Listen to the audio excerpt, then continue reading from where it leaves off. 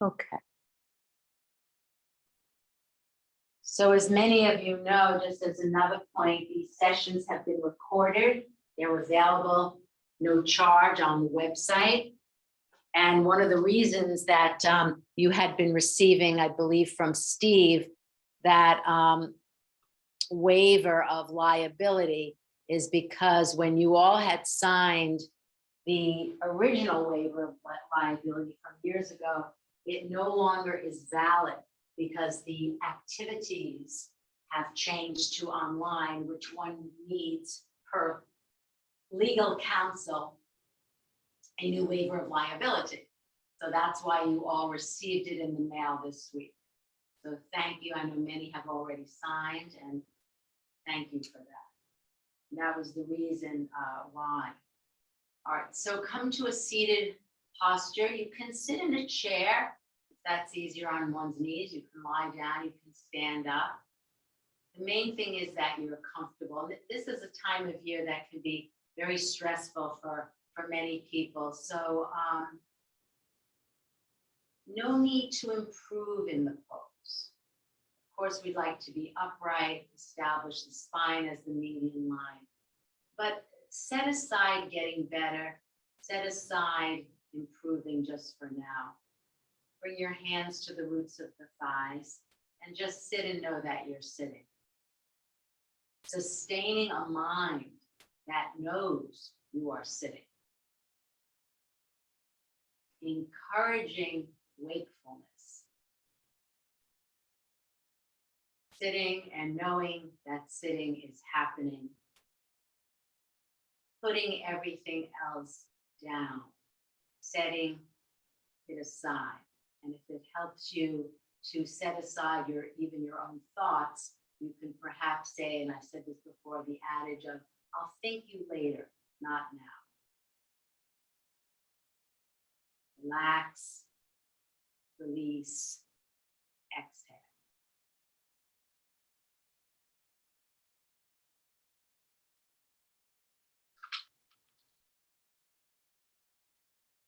Trusting, settling, landing in the here and now.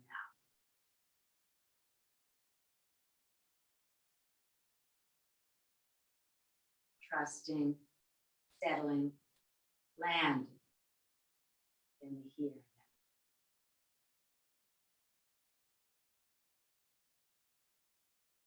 Like to fold the palms in front of the chest in Namaskar Mudra and repeat perhaps your personal vow.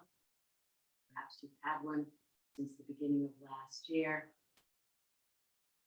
You can repeat with me Bodhisattva vow. May I be a boat, a raft, a bridge for all beings to cross the flood. May I be a resting place for the weary. May I be medicine for all who are sick. May I be a lamp in the darkness for those who are lost.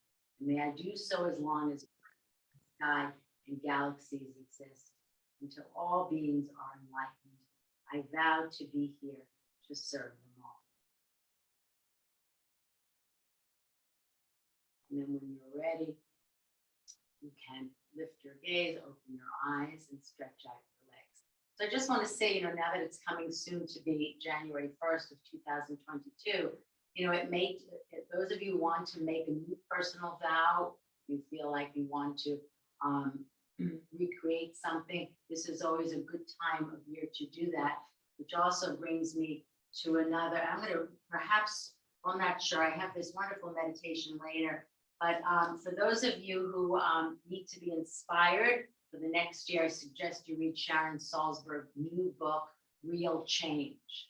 This is a book that she came out with right before COVID, had to take it back, rewrite the forward. And it's now out in paperback. This is the hardcover, but it's Real Change by Sharon Salzberg. All right, so we are going to begin, and I thought because it is that hectic time of year, I'd like to start in, and I said this on Tuesday, one of the most restorative of poses, Supta Baddha Konasana. If you have 2 blankets, you can put on your outer thighs, and then we're going to do chest opening work, the Paryankasans that we did on Tuesday as well. So just showing you from the side, the organic support in the vertical manner, And if your knees are high up, then I urge you to put a little bit of support. The blankets work better than the blocks because even the blocks on the low side is too high for most people. So we'll start in Supta Baddha Konasana because it's one of the most relaxing poses. The reason being, it in and of itself, when you're in that geometry of Supta Baddha Konasana, the exhalation gets longer on its own. And then we'll do the Paryankasans. Those of you who have knee issues, don't worry, you can do the straight leg one. We're going to start, belt is optional. If you need a little bit of support, you can take it.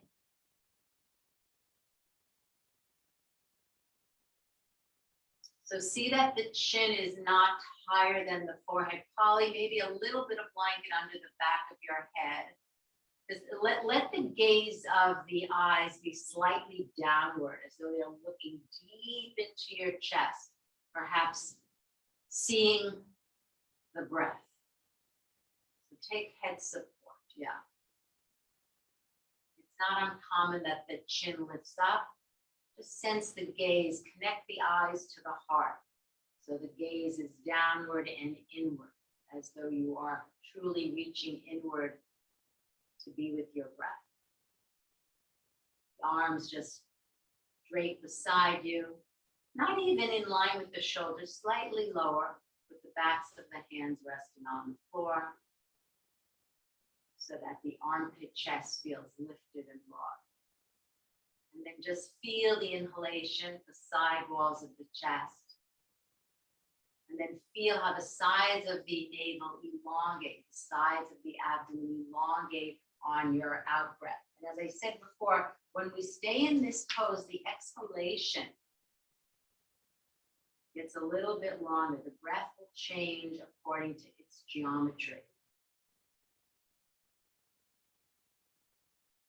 So use this time well, this time of year, which can be stressful for many people in terms of perhaps running around or perhaps a litany of things to do or that kind of thing, worries, concerns. Hi, Sue. Let's see if you can become one with the breath. Feel the body settling, as I said, landing, trusting, setting aside everything else.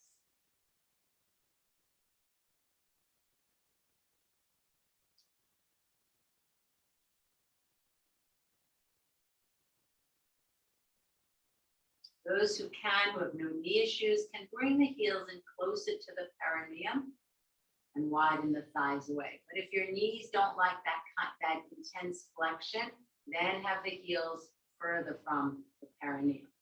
But do press the feet strongly so that you're increasing the distance between the sides of the pubic bone and your navel. And then you can touch arms overhead, but do it in such a way, Urdhva Hastasana, that doesn't lift your gaze or activate your brain. So again, senseward, like you're connect the eyes themselves to the heart center. So the gaze of the eyes is downward and inward and not in the direction of your arms. And then hold your elbows or your wrists, Baddha Hastam.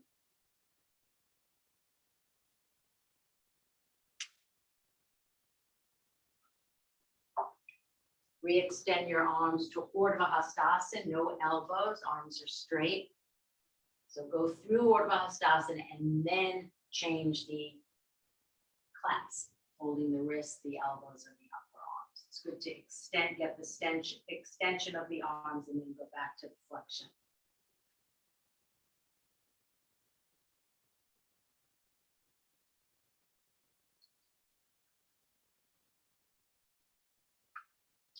So again, because it's very cold out and because it's quite uplifting, we'll continue with some supine work, which is restful, but approach it from more of a chest opening activity. So when you're ready, take the arms down by the side. Feel the cooling off of the brain when the arms aren't overhead.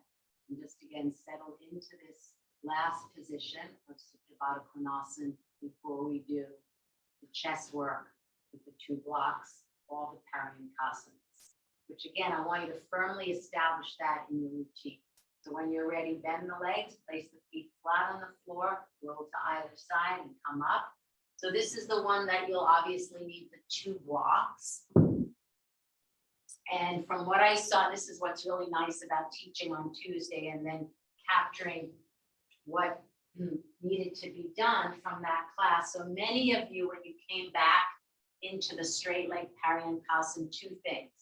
You needed a blanket on the brick at the far end, which you see is the back of the skull. You also needed a little bit of blanket to make it more easeful to come into it. So we're doing the straight leg position first because this might be your default if you can't do the other ones. So start in this manner with the legs bent, and then watch everyone. You can hold the brick. So I'm pinning the brick down with my thumb so it doesn't wobble.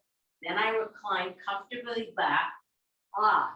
Perfect, right? Blanket's in the right spot to receive my head. And then I extend one leg, then the other. Feet are hip width apart or even outside the ilium bones. And then we'll start with this position. We will take the arms overhead, but then watch. We're going to come into Baddha Konasana and then cross-legged, change the cross, all supine. And then we might take it 2 more leg positions from there, depending on how we do. So this is called straight leg Paryankasana with the 2 blocks on the high side. Good, Rahel. Have the feet apart, everyone, so the diaphragm can be free. Good, Lindsay. Bricks are in the high spot. Some of you will need that extra head support. Tom, if the bricks can't go in the high, and it's true, the cork and the wood work best for this because the sponge often topple over. Holly, that's good shape. Stretch the legs. You don't, yeah, Christine, yeah. And yes, the feet could be at the wall. They don't need to be. If you don't want, yeah, Gail, if you want it on the low, that's fine. On the, yeah. Otherwise, the first brick is on the high side, second brick is on the high side, so the head and the chest are on the same plane. Yeah, so what I would do, some of you have the low brick, make them of the same height, because otherwise the shape is a little bit, what I also will define inaccurate. So they're either too high, you know, two as in not TOO, but 2 as in TW, 0, not 0. Oh, make them either on the high or on the medium, but don't have the head one on the high one and the chest one on the low one, because the shape is then not the shape of Paryankasana. I hope you all know what I mean. Very different then yeah, and the chest sinks, which is the opposite of what we want. Yeah, it's fine. Yeah, and you can, if you feel more comfortable when the brick is on the medium side in the horizontal fashion, that's fine too. All right, now when you're ready, go to the stretched arms overhead. Really want to get this shape right. Hold the arms, just like we did in Supta Baddha Konasana. Aim to bring the elbows in line with the shoulders. Some of you, to get the elbows poly, if your elbows are higher than the shoulders, don't touch the elbows. Go to the wider position, the wrists. Decent, yes, that's it. So the elbows, good, Donna, should be in line with the shoulders, not higher. So just hold your wrists. That's it. And then extend the arms back to Urdhva Hastasana, change the cross, Baddha Hasta. You know, I will say, and I've taught this before, if the bricks are uncomfortable, and you know, it's a question of, you know, if you do it enough, they won't be. You can also use 2 bolsters. I've showed that. You make like a tent of 2 bolsters. If that's easier for you to do, remember that way. Okay. Now go to have the arms down by the side with the palms up. Now soles of the feet together, Baddha Konasana legs. So it's still Paryankasana with Baddha Konasana legs.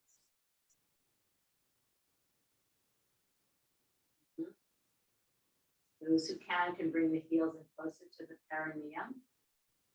Good, Marina.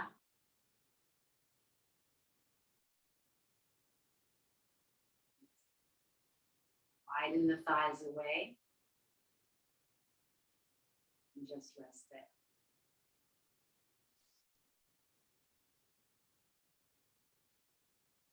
And then we're going to straighten the legs again because as I said, when the arms are overhead in extension, then we go to Baddha Hasta. Like similarly, they've been in flexion now in Baddha Konasana. Stretch the legs out. One more time, straight legs. Straight legs. And then cross legs. So now we're in Swastikasana in Paryankasana. Swastika, just simple cross legs at the shins. That's it. And the arms can now go overhead in Urdhva Hastasana. If you'd like to use one arm to turn the biceps, that's fine. And then the other arm, and then again, go back to Baddha Hasta. So you're getting a twofer. As much as this is for the legs, it is for the arms and vice versa. Change the cross, go to extension, before back to flexion. Change the cross of the legs. Re-stretch the arms. If you need to bring the arms down by the side, hold the sides of the mat to change the cross of the legs, that's fine. And then go back through the arm positions. So at some point, perhaps on Sunday, you'll do this again, these chest opens. Good, Donna. So the legs are changed and they're crossed. Good.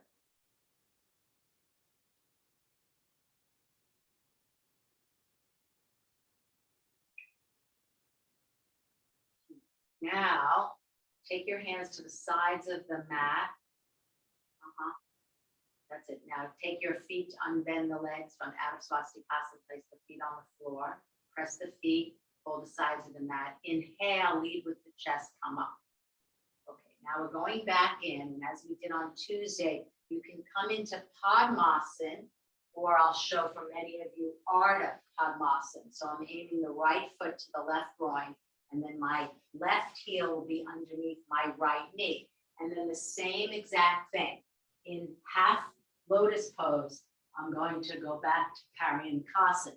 Now, some of you might be able to come into Padmasana, where the left foot is on the left groin and the left foot is on the right groin. That's fine too. Okay? So either Ardha Padmasana or Padmasana now in Paryankasana. If neither of them work for you, then clearly go back to straight leg, which is why I like to teach in order straight legs first, because that will become the default position for knee issues. Okay, so now we're in the same shape, but Ardha Padmasana, half lotus legs or full lotus legs. Or if neither of that work and you don't want to do straight leg, then go back to Baddha Konasana or cross-legged. This is why we're doing all the leg positions. That's good, Christine. Yeah. And then those of you, I see some of you are in Padmasana. Now, here's the tricky part. Well, if you're in Padmasana and even Ardha Padmasana, you really should come up, then change the cross of the legs, because it's not terrific on the knees to change the cross of the legs when you recline back, just as a point. One would come up, change the cross, be it right heel into left or left heel, that's it, Christine, and then you change, okay? So these look good. Stretch out the legs after Padmasana and Ardha Padmasana. So make sure you really bring those legs back into Dandasana and then recline back.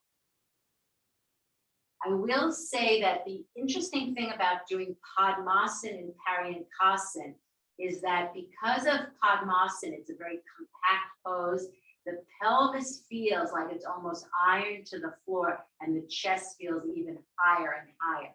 That's organically the advantage, or one of the advantages of doing Padmasana and Paryankasana versus the other leg position. All right.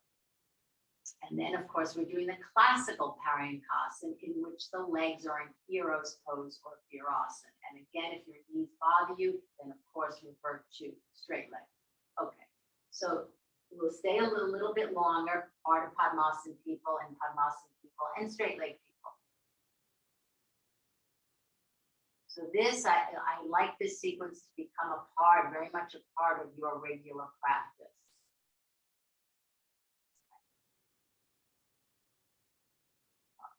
So now to come up, everyone Change the cross, but not change the cross of legs. Place the feet on the floor, and that goes for straight leg people. Feet flat on the floor, hold the sides of the mat, lead with your chest, and up you come. Now you can come out of it into Padmasana. That's it. Okay, now stretch out your legs.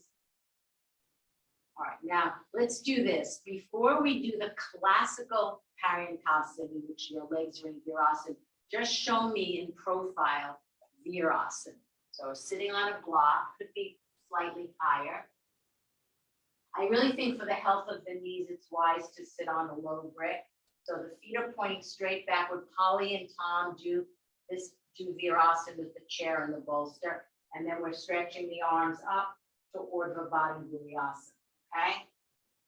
And then we'll come back into Paryankasana. Okay, so you're sitting on a block. Initially have the hands on the roots of the thighs, descend the thighs, and feel that uplifted, the tallness in the lower spine. So one of the advantages for low back is when you sit in Virasana, you get that tallness in the spine, much more so than other seated poses. And now outstretch your arms toward me, interlace the hands firm at the webbing. And now take the arms up, but don't let the chest go backward. So Christine, let the arms go back, but the top of the sternum forward. Yes, so your abdomen should not push forward. This is a challenging pose. So imagine your navel band, that content's there. We're being reined in by a piece of plexiglass. Don't push forward. Now bring the hands down to the crown of the head, just a different entry point. Holly, that's good. Now the bolster behind your back so you can recline back as well. We can just sit there. And arms up. We're going to slightly shift your weight forward so the shoulders don't go behind to the toes. Yes. And if that's good, keep the arms wide apart. It's really helpful. Don't reach up. Okay. Now when you're ready, you're doing Paryankasana in the more classic structure. So this one, you all know it. This is how it's usually taught. We did all the leg positions. That's how Gita has taught us. So I'm doing Virasana now. I had the block there, I took it out. I'm turning my inner knees to my outer knees, and then I go back. Some of you might prefer at this point, because we're staying, belting your legs now. You can belt your legs, all right? If your knees bother you, go back to straight leg. Tom, you can stay on the chair. Polly, you can stay on the chair where the knees are on the bolster, the butt. So the chair kind of Supta Virasana is tops of the feet are on the floor, knees are on the bolster, buttocks are on the chair, and back, good, Tom, is supported. And then just put your hands here, Tom, at the armpit chest, just so that you feel that width across. Okay, move the inner heels to the outer heels, Sue, yeah. That's it. Oh, yeah, that's good. So it's a different shape than Supta Virasana. The chest is much more lifted away from the earth element in Paryankasana than it is in Supta Virasana. Holly, that's good. You need to support. If the chair seat is too, you can aim to get a little bit of blanket if you need it. For you, the chair looks a little bit high. I wish it was just the chair seat, probably a little bit lower. No, that might work.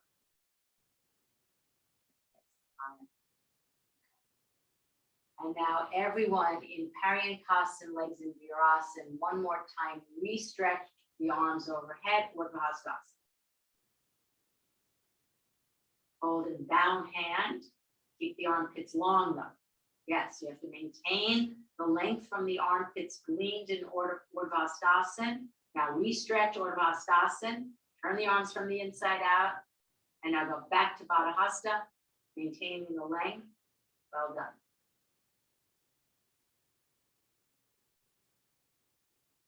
And now extend the arms down by your side. Those of you in Virasana legs, place the hands in the arches of the feet, lead with your chest, up you come. You can take the belt off. Those of you in any other leg position, bend your legs, good, Gail. Feet flat, hold the sides of the mat, and up you come. And now stretch out the legs. We will do Adho Mukha Svanasana in a moment, but just stretch your legs into Dandasana. So let's try this because of what I saw in Virasana, and this might make it a little bit harder. So when we extend the arms up, what a lot of people do is the arms come forward, right? I want the arms to go further back, and the top of the sternum is moving toward that wall. The arms are going back, the top of the sternum is coming forward, and I maintain, which is a little bit more difficult than like being in Virasana when you do this, the tallness in the spine. Okay, you can also do it standing. All right, so or Bahastasana. Seal the legs to the floor. If it's easier for you to do it standing, that's fine. Arms back, that's the mantra. Arms back, top of the sternum forward. Good, Maria. Keep turning the arms from the inside out. Palms facing each other, arms straight. So the arms are now overhead. Can be done. Some of you are in Tadasana, great. Some of you are in Virasana, great. Not so easy. You know, it's like something so simple and yet so challenging. So challenging. Okay, let's do this. Now I'm really moving away from what I thought I would do. That's okay. All right, take your belt because I think this will help some of you. Let's do this first with movement and then with what I'll call belongings, meaning pauses. Let me find the camera here. All right, so watch.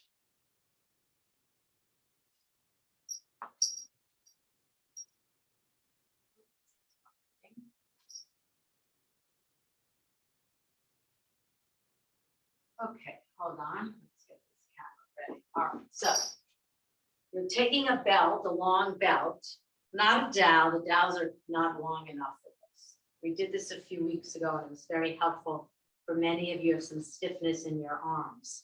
So I'm going to show in profile. So I'm holding my belt and you can see it's between the thumb and the index finger and it's certainly wider, right? I've extended my arms out much wider than my shoulders. I can always rein it in, which I might. We'll see what happens. Okay, now watch for a minute. I'll start with the belt right at the tops of the roots of the thighs. And then I'll take the arms, as we did a moment ago, overhead. See how I don't move the thighs forward. And then I'm just going to go with movement, take it toward the buttock, up over my head and down to the root of the thigh. So this is with movement. We'll do about 10 times in that manner. Then we'll add the velomas. I call veloma the pauses. So watch. I go back to that first position, the root of the thigh. Now I've decided I've inched in a little bit because, you know, why not? It's the third time, fifth time, whatever. All right, then I'm going to bring it over my head, pause, and then go to my shoulder blade, pause. And then what I'd have you do, and I did this morning, interesting enough, when I face forward, I can often find that my right arm is lower than my left. I want to make them even Steven at the shoulder blade, pause, then down to the buttocks, up to the shoulder blade, turning around to check in with my body, overhead, and then I return.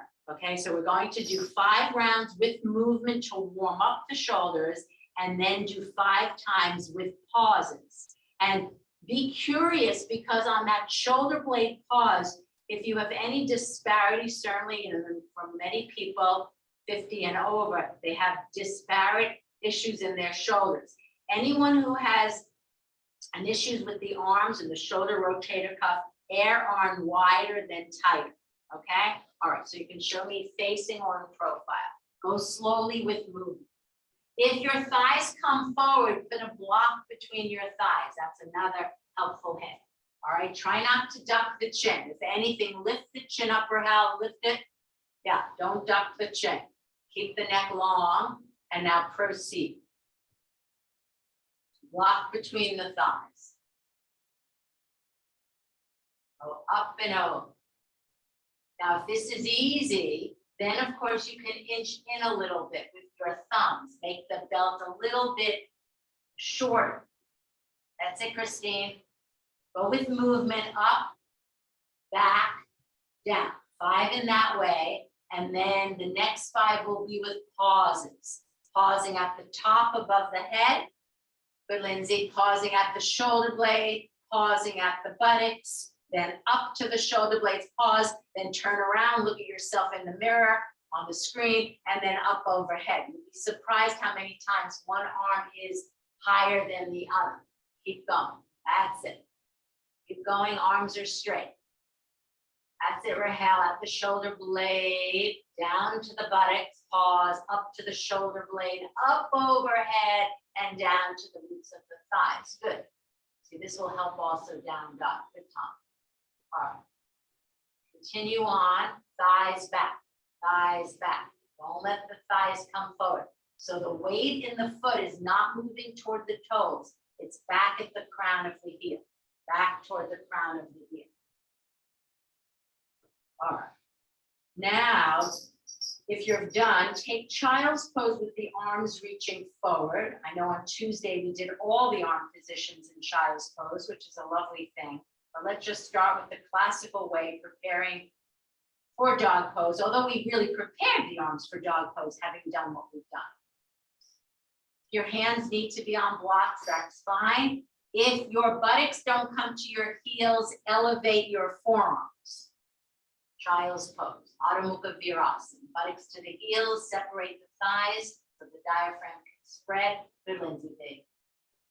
Yeah, that's a beautiful. So you can see, Lindsay, when you raise the height in front of you, how the buttocks not only came onto your to the heels, but your shoulder blades are flat on your back.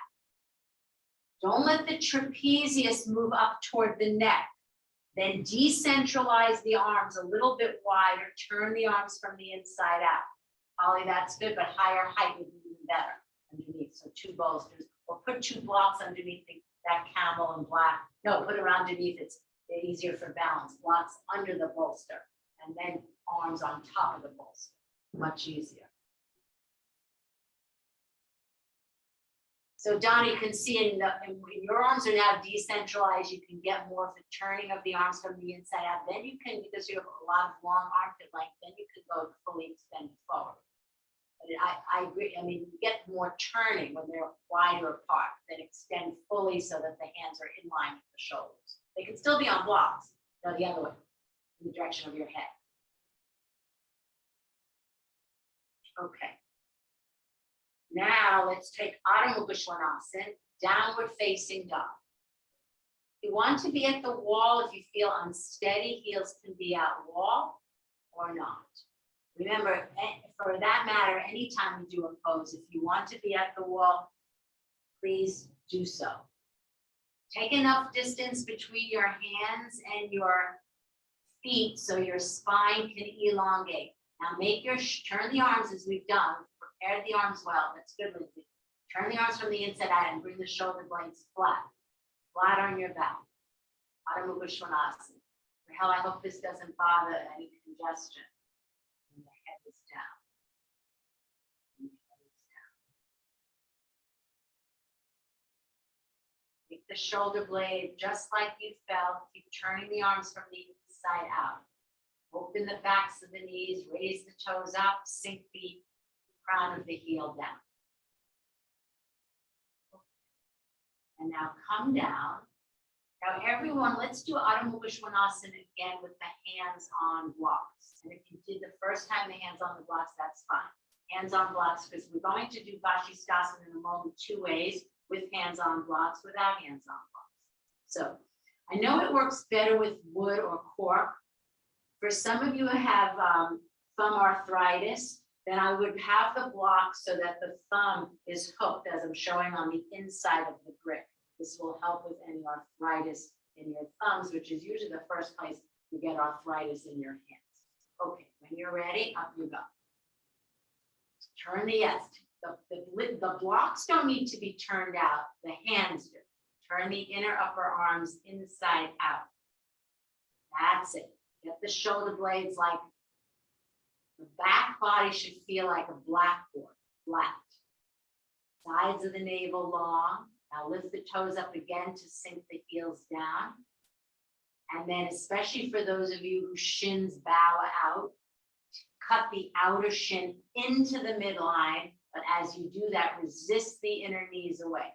Legs straight, arms straight. Good. All right, now see if you can come forward into a high plank. Abdomen up, shoulder blades in line with pelvis, shoulder blades in line. Peggy, see if you can drop the pelvis more. Lift the abdomen up, Legs are straight. Janet, excellent. Exhale slowly from the thoracic. We saw a few days ago when Lindsay put a block between Lana's shoulder blades. Have that memory now. Go back. And again, take a high chaturanga. That's it, Rahel. Keep pressing the hands down. Draw up through the inner arms. You're going to need that in a moment of Vashisthasana. Feel the energy through the inner arms. Just wait there. Feel the energy through the inner arms. Okay, that's better. Now slowly imagine that brick when you did all the carrying asanas. So we're perfectly prepared for that. Okay, one more time. Focus on the lift through the inner arms, which you'll need in Vashisthasana. Thumb can be on the inside of the brick. Good, Gail. Abdomen up, tailbone down, shoulder blades in line. Exhale, go back. All right, now wait there because I want to do Vashisthasana first without the brick. All right, so let me just show this. And we did this on Tuesday, but when I was reviewing the video, there were a few things I wanted to point out. Always have, you could do this with feet at the wall, stacked or staggered. So just let me show this for a minute. So we did this, this kind of what I call high chaturanga, because we learned that where the brick was, here in your upper back, we now have that movement, okay, in that upper spine. All right, now I'm going to shift the weight. I'm just going to come into Vashisthasana. So I'm turning my palms slightly out. I get a 2 o'clock position. And then I'm going to extend down into that left arm. The hand is pressing, but I draw up through the inner arm. And now my feet are staggered because staggered is usually the first position. Make the top arm an extension of the bottom arm. So for some people, the hip was too low to the earth. For some people, the top hip was too high. It was lifting up to the ceiling. So you can see the body is angular in nature. And then you can come back to Adho Mukha Svanasana. All right? So let's try it. We're going to shift. You can shift either to the left, to the right for Vashisthasana without blocks first. And then we'll do it with the blocks. And I want to be asking you the question of which way do you feel more of that energy running through your inner arms? So I'll give you the choice of going to the right arm. Some of you who don't practice this often might go to your dominant side first. I usually do the non-dominant side first. All right, so here we go. Good, Rahel. Stack or stagger. Staggering's a bit easier, more easeful because the base is broader. If you stack the feet, try to get the bottom dot of the bottom big toe to the floor. The other option is feet at the wall. Good, Marina. Now come back. Take a child's pose if you need to, or come back to dog pose and Vashisthasana 1 to the other side. It's a wonderful pose to do for arm strength. If you're not doing the arm balance, then perhaps dog pose or even one-legged dog pose, which is fine too. Donna, good, move the buttock flesh toward the heels. So if you're not doing the arm balance, dog pose is an option. Good. All right. Tom, move the buttocks away from the screen. So you want to line the back of the head with your buttocks. So for you, bring the buttocks toward the window and then take a well-deserved rest in child's pose. All right. Now we're going to do one last and final round of Vashisthasana, which I think is so interesting because this arm balance is typically taught after we teach Tolasana, Lolasana, and Ekahasta Bhujasana. But for most people, this is much more accessible. Okay, so watch, we're going to do it with bricks now, like we did dog pose. So again, when I have my hands on it, my thumb will be on the inside of the brick. And that, again, if you have arthritis in the thumbs, this can help. So again, dog pose, put the hands on the bricks. I'm going to go to my left side. And now it feels like my arms have grown in length. I feel personally more energetically that lift through my inner arms as I take Vashisthasana to the left. All right, so you can do right side, right side, right side with the hands now on the blocks, focusing on that energetic pull through your inner arms. It's a beautiful way to keep arm strength in your arms. An arm balance a day keeps the doctor away. Here we go. Vashisthasana. Good, Rahel. That's it. Remember to, so Tom, need to move the buttocks toward the window. Remember, your alignment is like Trikonasana. The buttocks, good, Christine, is aligned with the back of the head. Buttock, that's it. Good. And now other side. Stack or staggering the feet is fine. If you feel more secure, then bring the feet to the wall. Marina, beautiful. That's it. Vashisthasana. Vashisthasana a day will keep the doctor away. Christine, just don't lift that top hip up. Yeah, yes. So it's an angular pose. Yeah, not that either. So right there. Okay, and then take a well-deserved rest. I think you've gotten the point. Child's pose. Good. All right, so I wanted to clean that up a little bit from Tuesday. We will work on Vashisthasana 2 and Kasyapasasana next year. They're wonderful arm balances to do and accessible. They really are accessible. You know, Talasana is less accessible because you need to have the legs in Padmasana. Ekahasta is less accessible because of hip issues. So Vashisthasana is the one to go for. All right, so now we're going to do a low lunge in preparations for Warrior One. So let me show this again. All right, let me back up here. So I'm going to do this off of the mat because, as I said on Tuesday, I want the back leg to be straight. So just because of screen purposes, you'll start on the right side first. I'm taking my left leg. So first I got to adjust the front leg. The knee is over the ankle, like Warrior One.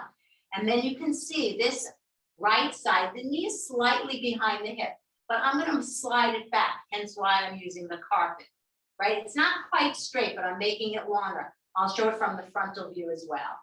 So I'm aiming to get, if you will, this is my left leg, this is my right frontal groin. I'm aiming to bring the right frontal groin as close to the floor as possible, which means that I have to back up that left knee behind, the right knee behind the right hip.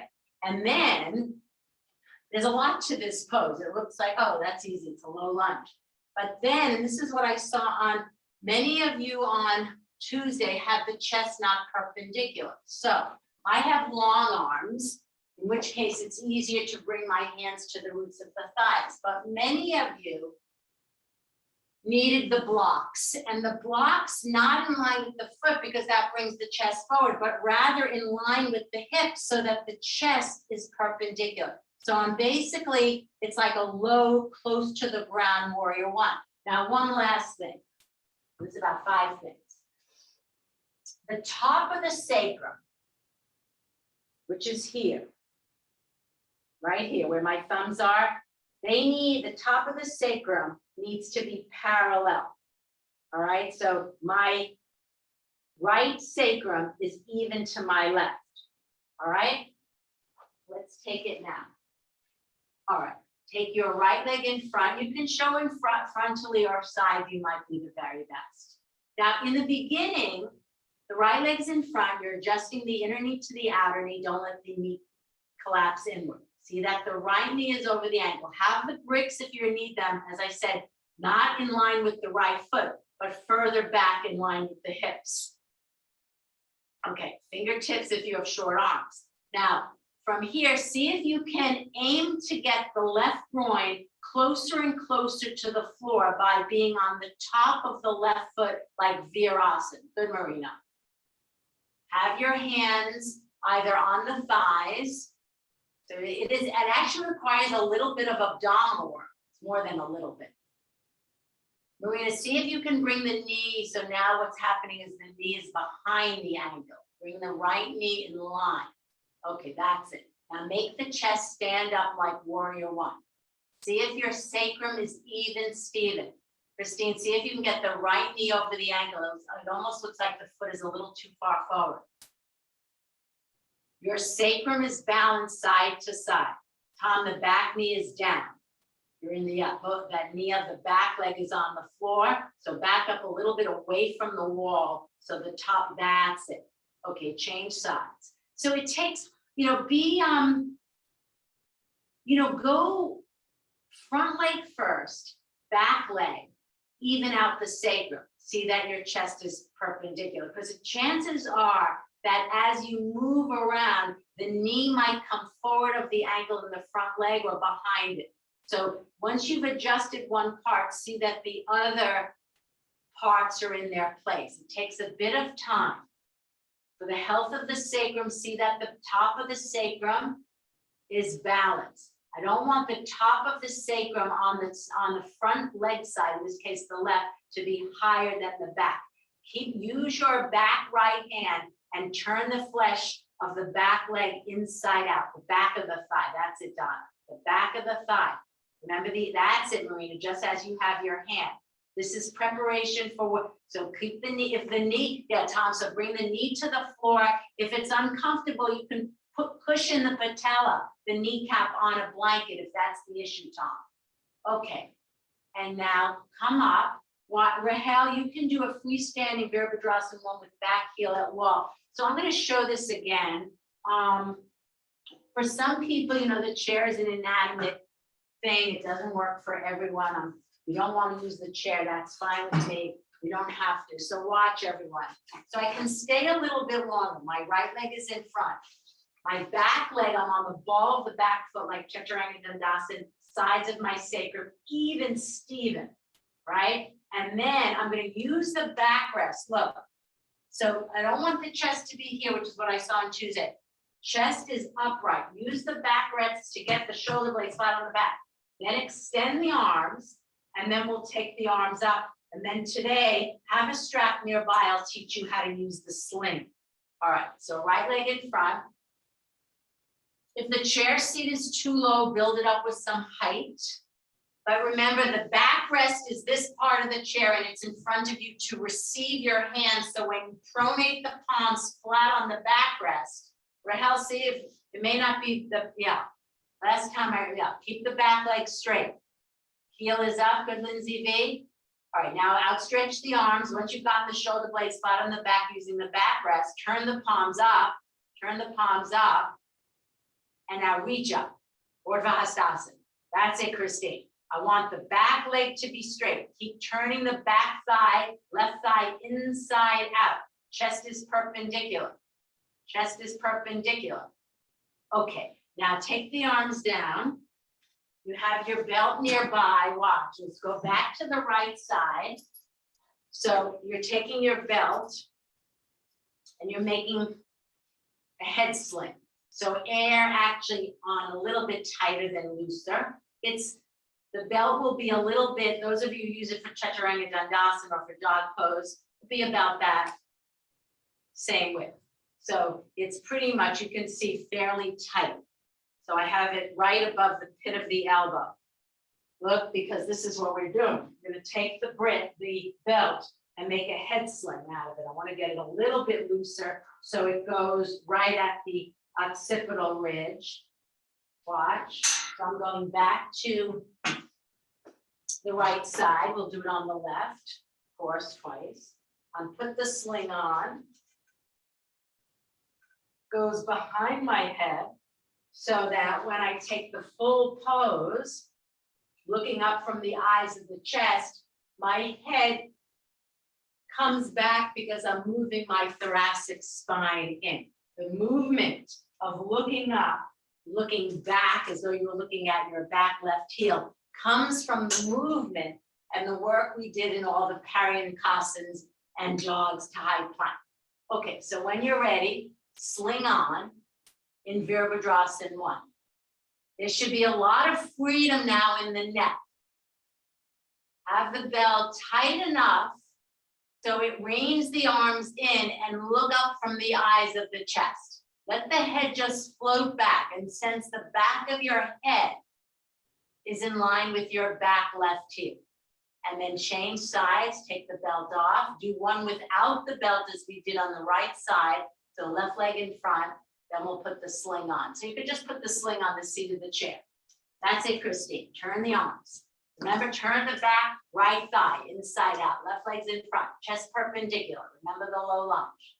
One without the sling, one with. One without the sling, then one with. Good. Make it, yes, use the backrest. The backrest is really helpful to get the shoulder blades. Pronate the palms flat on that backrest. Use that to take the shoulder blades in, like we do in chair Viparitadasana. Then arms out, Vimanasana, turn the palms up, shoulder blades in, and then reach up through the fingertips, chest perpendicular. Okay, now slip the belt on, and we're going to the stage where we look up from the eyes of the chest with the sling, Let it be a lyrical movement. It comes, this movement, the source of this movement, the source of looking up is from the thoracic spine. Good, Marina. Chest perpendicular. These look good.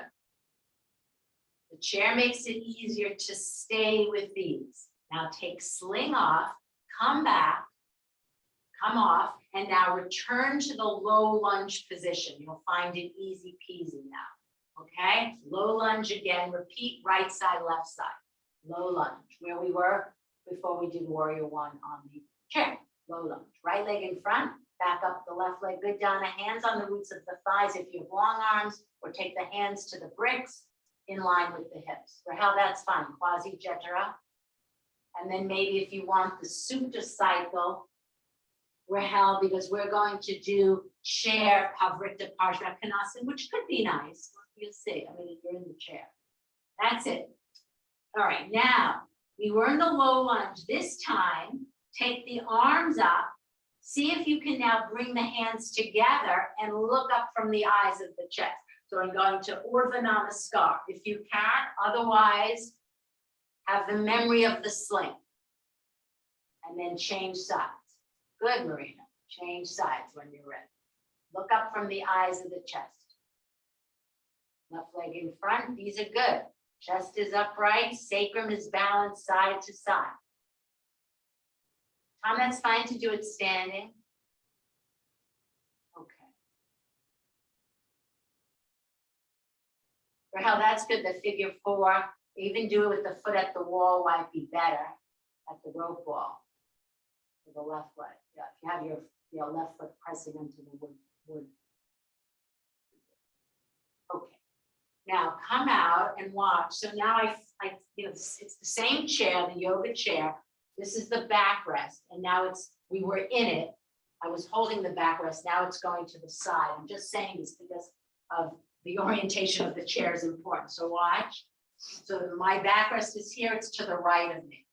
I come back very similar to where I was, only I'm not through the chair. All right, and then watch. My right leg is in front. The left arm is up. I cross. I aim my left elbow to my outer right knee. And then watch, I use my right hand on the backrest to turn. And then I'm going to take that same right hand and bring it to my sacrum to make sure my sacrum, let me show this from behind, literally. So I'm going slowly with this because when I taught this on Tuesday, I didn't feel like we spent enough time on each stage. So watch, right leg's in front, turning the back thigh. We've done that several times in low lunge as well as warrior one. Opposite arm, left arm, right knee, crossover. I use my backrest, right hand on the backrest to turn.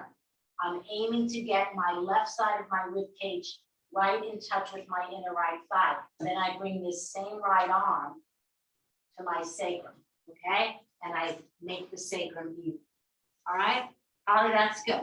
Go slowly though. Do each stage. That's it. So back leg is straight.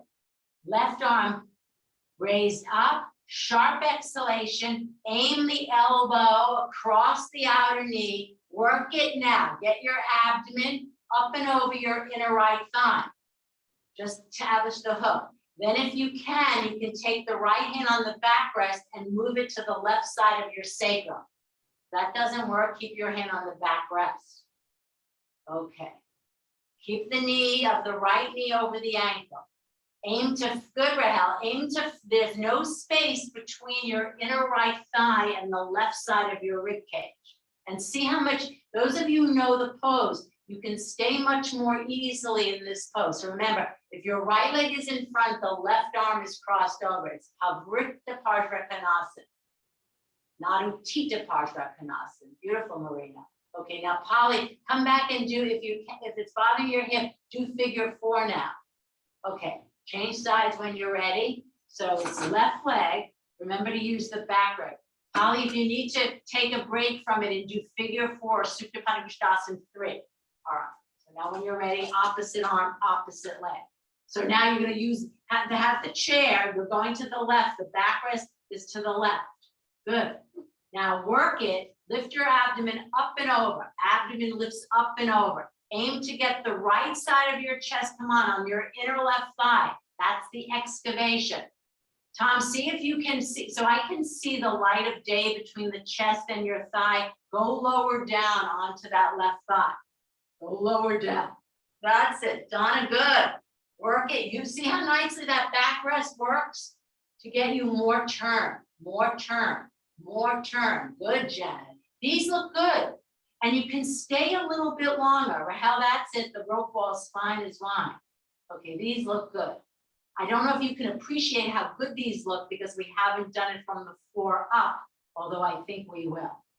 All right, now slowly when you're ready, come out. And let's just do this. This will feel good. We're in the chair again, and we can do the same orientation if you'd like. So I have the backrest to the right, and just let's do chair Bharadvajasana to the right. Get out of the chair, do this with Jarvis. Out of the chair and chair Bharadvajasana to the left. All right. Holly, everyone can do chair Bharadvajasana because that needs to be in your repertoire. Everybody, chair Bharadvajasana. Some of you might need it when we go to Ardha Matsyendrasana. So you're turning to the right and then turning to the left. All right. Now let's do this. Okay, so we're going back to where we were several poses ago, that low lunge. So let me just show. We're doing Parivrtta Padangusthasana from the floor up, but then I want to teach it with the back against the wall. So let me show it in profile. So you've been here and this kind of low lunge. Right leg's in front, left arm. Sharp exhalation. This time, we're going further than the hook stage. I'm aiming to get my left hand to the floor. If I need the block, could be there. And in order to do that, I have to turn the inner upper arm skin from the inside out. I balance my sacrum side to side, tuck the back toes under, and I come up into it. Okay? If you don't lift the back leg up, that's fine. Just keep the left knee down on the floor. All right? If this doesn't work, then you have the means to come back and do it again on the chair seat or even do chair Bharadvajasana. All right, so right leg in front, have a block nearby just in case you need it, and have it on the outside of the right foot. The back left leg is bent. Balance your sacrum. That's it, Christine, side to side. Right leg is in front, left arm comes up. Aim to get that left elbow up and over, and then this begins the excavation.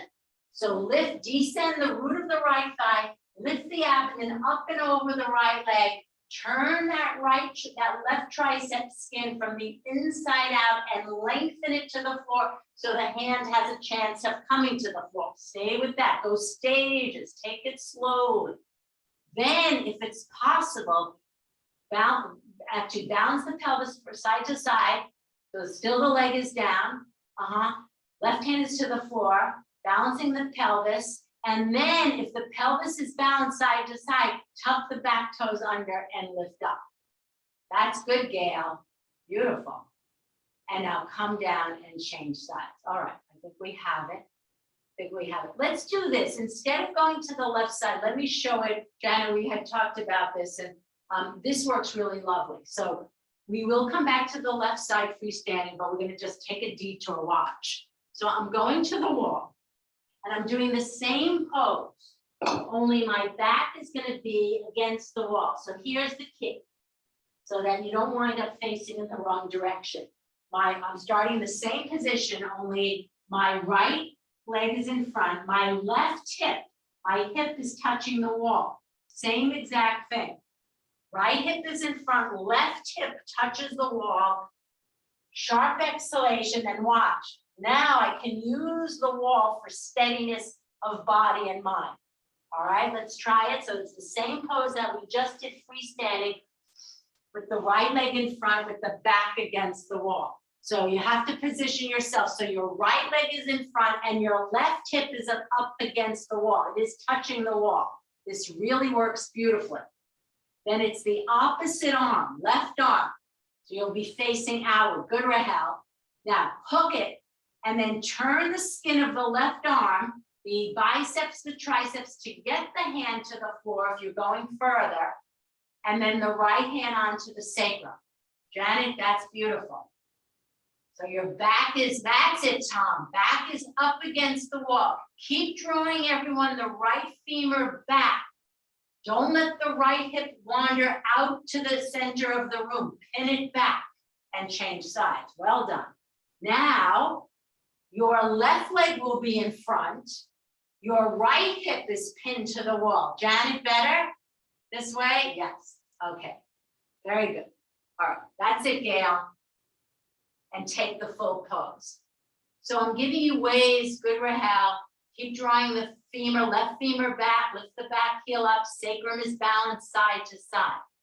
Sacrum, this is really good. Don't let the left hip move out toward the center of the room, Donna. Yes, move the flesh back. Well done. Okay, and out you come. All right, now let's do this. I'll give you a bit of an option here. So we worked on the groins. Do either chair Viparita Dandasana, those of you with the chair, I can show, I think we all know chair Viparita, or do what we did a few weeks ago in the tallness of the spine class, the standing Ustrasana. Stand with the feet hip width apart. Lift the lower spine up and then begin to arch backward. Okay, Donnie, you were here when we did this, and then eventually the hands walk down the backs of the thighs to the pit of the knee, and then the thighs come forward. You can do that, or because I wanted to touch that today, or do chair Viparita Dandasana. So lifting, getting the tallness in the spine, back rest of the chair, shoulder blades on, and then reclining back. All right, so either one. Christine, that's good. Have the feet hip width apart, standing Ustrasana. So it looks like most of you are doing standing Ustrasana. Have the feet apart. Okay, now start with the hands on the hips. Press the feet down firmly. Lift the arches up, lift the lower spine up, and then arch backward. Arch backward. Yeah, you can do chair Bharadvajasana, chair, back bend. Stay with the earth element. You have to, yeah, make sure you're in your feet. Good, Donna. And do it a few more times in that manner. As you begin to take the hands away from the hips, take the hands to the backs of the thighs. You can bend the knees a little bit, slightly take the thighs forward. Good, Donna, and arch back. Those of you are continuing along. And then those of you who have the arms holding the front rungs of the chair can take the arms overhead. That's it. All right, a few more standing Ustrasanas. Get the tallness in the lower spine, Christine. You can even raise the arms up to get more tallness. And then take the hands to the backs of the thighs. Bend the knees slightly. Walk the hands down so they're in the pit of the knee. And then see, Christine, if you can see the floor behind you. The floor behind you with each one. Remember, the feet are apart. The feet are apart. Those of you who are on the chair back bend, take the hands to the side rungs of the chair, bend your knees, and up you come. Okay, now let's do this because I sense that some of you getting a little bit tired. Let's just do the first stage of Ardha Matsyendrasana. So I know that for some of you whose knees are bothering you, I'll give you you can do chair Bharadvajasana. Actually, that's probably the best. But let me just show this quickly. So it's so similar to Pavrita Parjakonasana. So I'm taking a blanket because I don't want to do it this time with the back near the wall. So watch from behind. I'm sitting back on my left foot and I'm using a blanket between, the foot is on its side like a saddle. And I put the blanket on top of the left foot. And then let me show in front. And then I'm going to take the right shin, cross it over, kind of hug and marry, so the shin is perpendicular to the floor. And then just like Pavrita Pajrakanasana, I'm taking the left arm, hooking, and bringing the right arm as close to the left buttock and turning to the right. Ardha Matsyendrasana. If it bothers your knees, do chair Bharadvajasana. Okay, so let's try it sitting back on your left foot. Put the blanket in because not only is it there for balance, but it creates more tallness in the spine. So don't see it just like as, oh, it's easy to take that, you want to make it easy. You actually, it's very hard to get the tallness of the spine without the blanket. Holly, separate the legs a little bit when you're in that chair Bharadvajasana. Now cross over your right shin. Keep the shin perpendicular to the floor. So you're pressing into the right big toe. Hug and marry, hug and marry. Meaning draw the thigh, the right leg is close in to the chest. And then left arm comes up and over, hook, first stage of Pavrita. Bring the hand as close to the left buttock bone. Right hand is close to the left buttock bone, and aim to get your chest facing the wall. So you're turning to your right, left arm is over the right knee. Lindsay, that's good. Utthita Marichyasana is also a good pose for knees. All right, now come back to center and change sides. Now you're sitting back on the right foot. Put the blanket between the buttocks and your heel. Left shin is perpendicular, hug and marry. So you see I'm hooking that left leg to bring it in because I want to close in the gap between the right side of my chest and the inner left thigh. And then right arm comes up, hook it past the left shin and turn. Get your left hand behind your back as close to your right buttock. Ardha Matsyendrasana. Watch the trapezius skin. Don't let it hike up to the neck. Good, Rahel. Keep the trapezius skin moving down the back body. Good. And then stretch out your legs. And now just for organic space, lie flat, soles of the feet together in Supta Baddha Konasana. This will help you untwist yourself. Ronnie, is this a good time for a question? No, let's do it. We'll do it later. No, only because you know, I want you to feel directly the effect of Supta Baddha Konasana on your organic body. So after you've been in these twisty poses, one can get cranky and irritable. Now appreciate Supta Baddha Konasana, which you've already done, but appreciate how much space you can get. And then you can ask me the question. Okay. All right, so just rest. So you're on your back. Untwisting yourself from Ardha Matsyendrasana. There is a way, so those of you who chose to do Ardha Matsyendrasana on the chair, you do Bharadvajasana, there's a way of getting less flexion in the knee in Ardha Matsyendrasana by using a block. Although, Lindsay, I like the option that you did, Utthita Marichyasana as well. Okay, so just rest there. And then we'll pause, we'll have a question, and then we'll continue on. As I said, I want to do a meditation, which will take a bit of time. Just rest. Do Supta Baddha Konasana now. You're on your back. Do it for the organic body.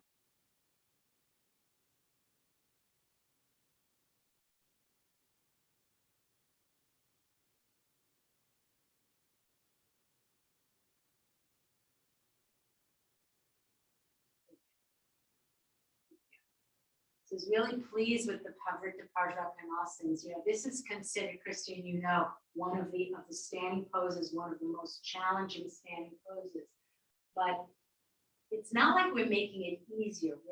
I consider it, we're looking for an easeful way to do a pose so that we can focus on certain things. In this case, it was the sacrum. And having the buttocks on the chair or the back against the wall is very helpful in that pose.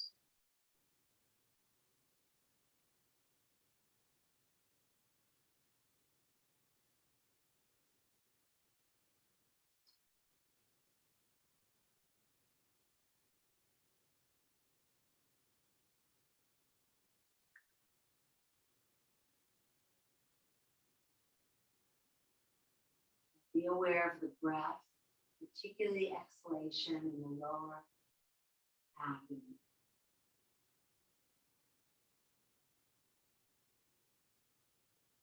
Take an inhalation.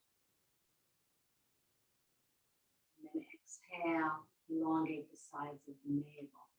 And use that exhalation, as I alluded to when we were sitting, as a release, as a way to relax.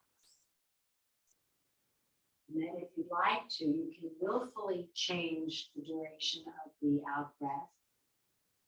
If your in-breath is on the count of 2, make the exhalation the count of 4. If you're inhaling for 4, make the exhalation for about 8.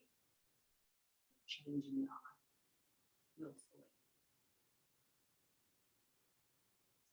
Exhalation longer than the inhalation. Using the exhalation to untwine, to release, to let go, to relax.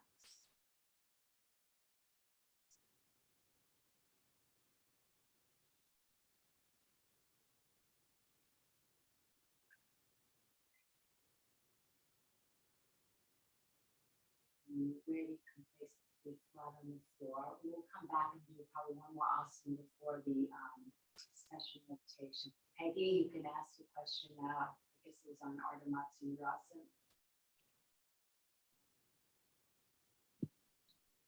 Now it's okay.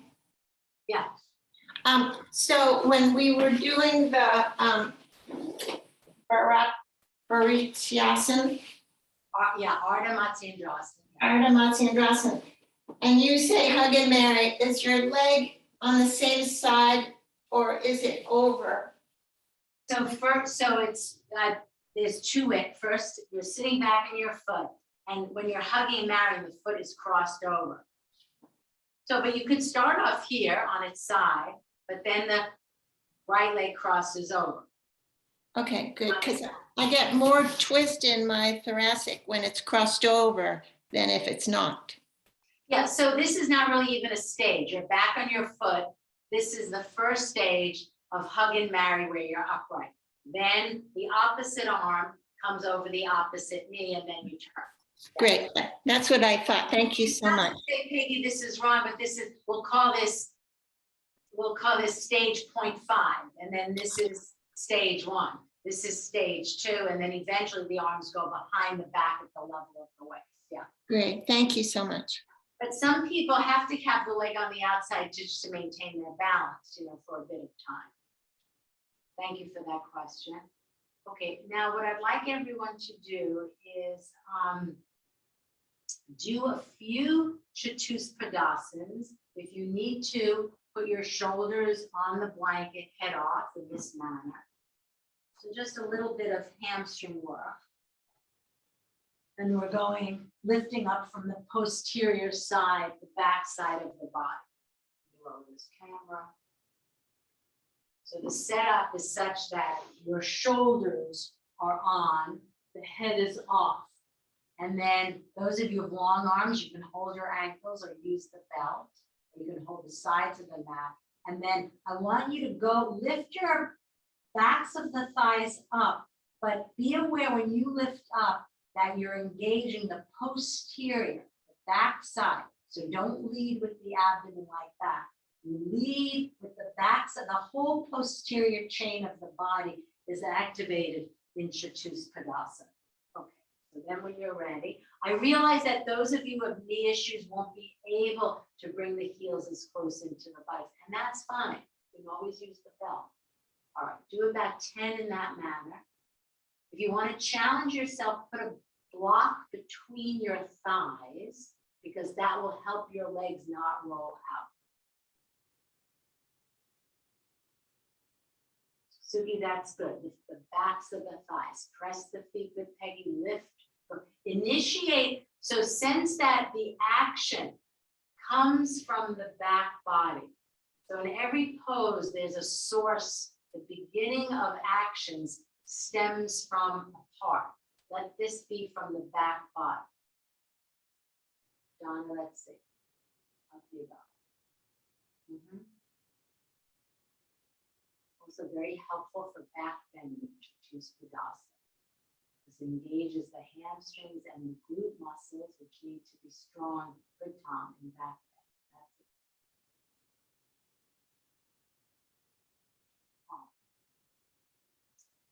I don't want it to get too late because I'd like to do this meditation from Jack Kornfield. So decide on your Shavasana for today. Some of you are already in Shavasana, which is wonderful to see. You can use lower legs on the seat of the chair, the knees on the bolster. The main thing, again, is that you're able to land and be comfortable. If you're not comfortable, then it's difficult to stay.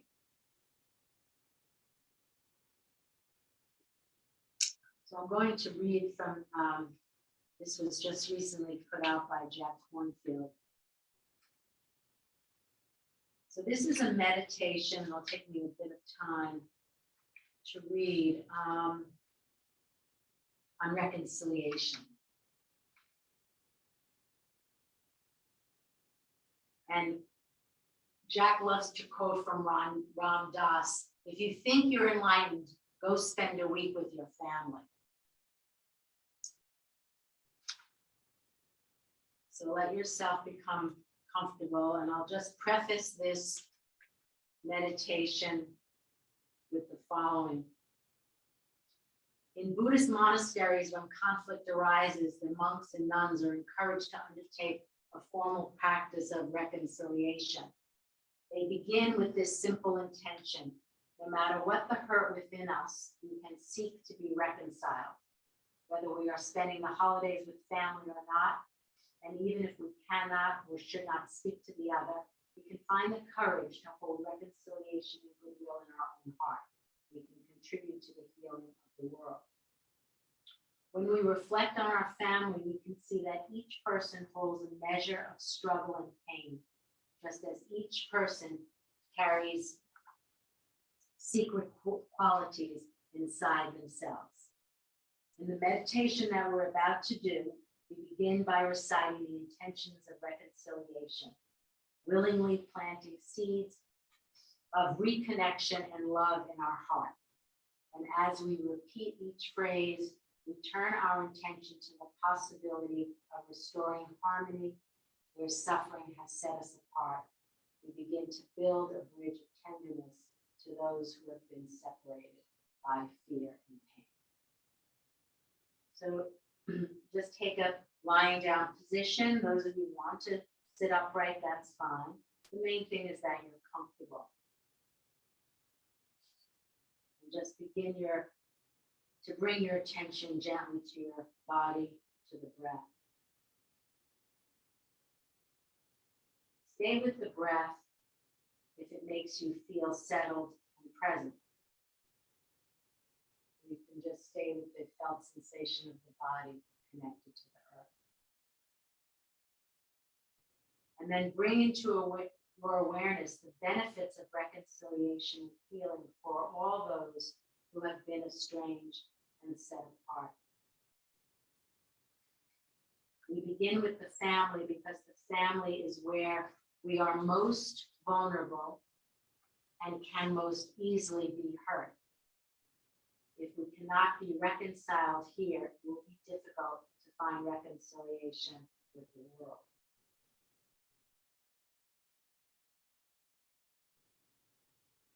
Picture each person a group named, which I will name, as you go through this practice.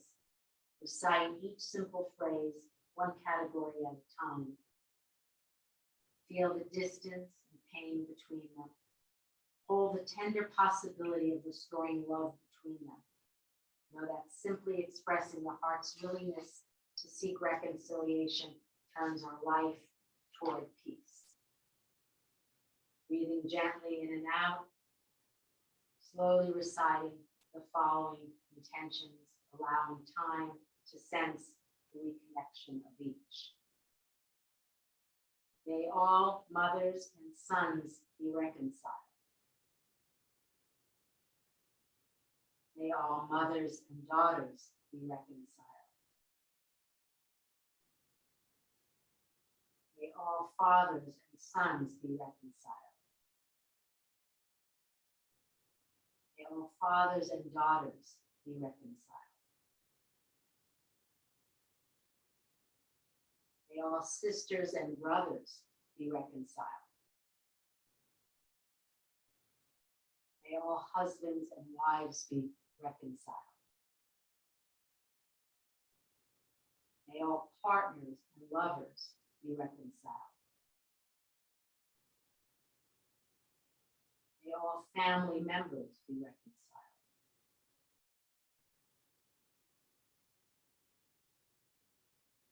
May all employers and employees be reconciled. May all community members be reconciled. May all friends be reconciled. May all women be reconciled. May all men be reconciled.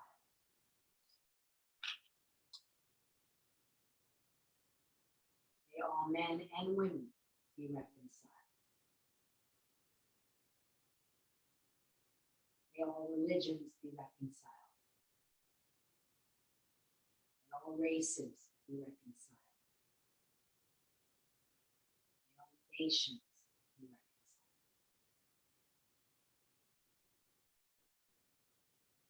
May all peoples be reconciled. May all creatures be reconciled.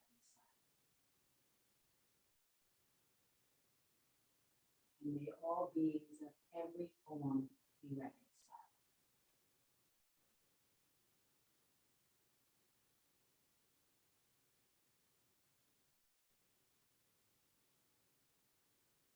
Now just check in with your heart.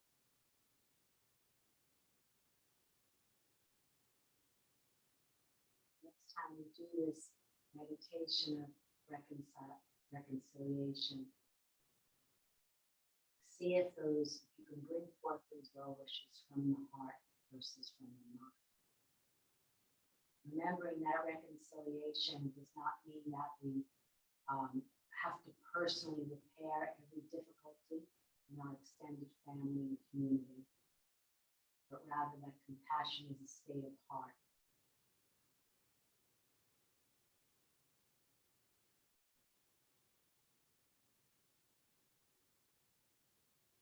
Sense compassion as a circle that encompasses all beings, including ourselves.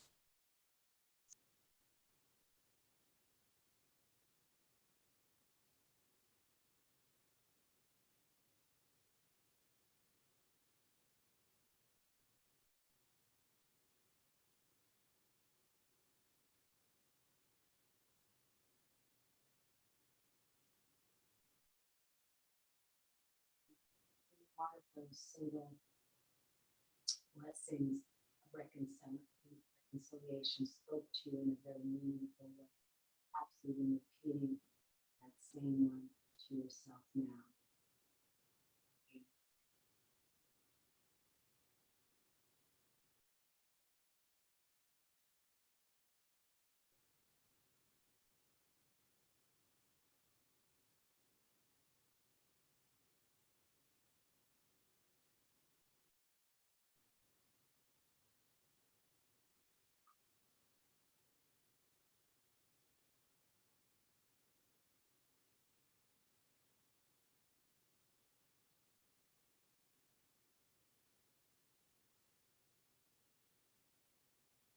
So some of you let your mind down, prone or supine. You want to spend the last minute or so in an upright position.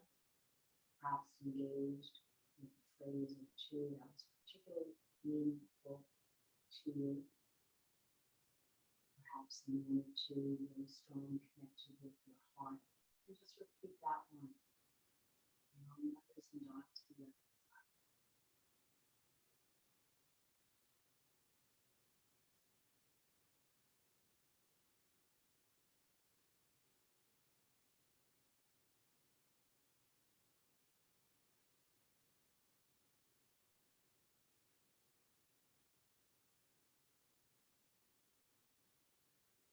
Sentient beings to reconcile.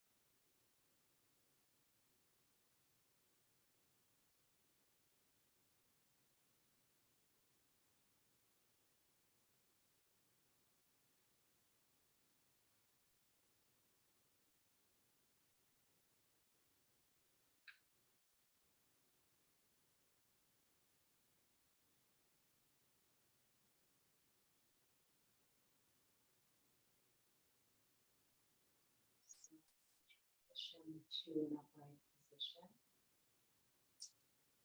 Just want to once again announce our live stream discussion moderated by Revolved on January 23rd, 2022. Yoga and Aging Cultivating Resilience. Panel discussion with Patricia Walden, Karen Stefan, David Goldblatt, and myself. And then 4 consecutive workshops following that January 23rd panel. Workshops that will address certain aging issues in the body and in the mind. Okay, so I'm going to end the recording. And then if you have any questions, please feel free to stay